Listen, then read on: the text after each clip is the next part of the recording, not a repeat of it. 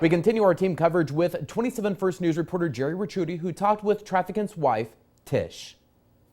Tish Traficant admits she had to be talked into it, telling me her husband was adamant about not having a memorial service when he died. And then it was explained to me that it was more of a celebration of his life. The former Tish Chopra first met Jimbo when she was 15. It was 1958, and he was 2 years older.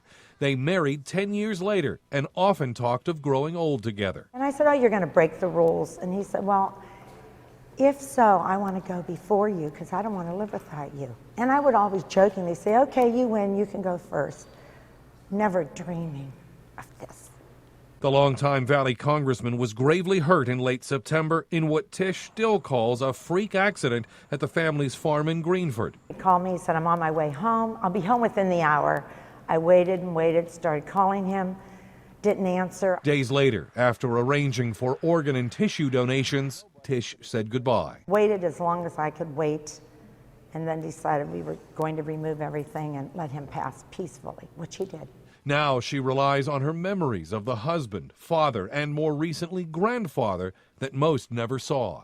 There was laughter always in our home, and we bantered back and forth all the time and would laugh about it. We had a happy home, very happy life. While she says she rarely talked politics with her husband, she knew he had his critics. Everyone can have an opinion about him.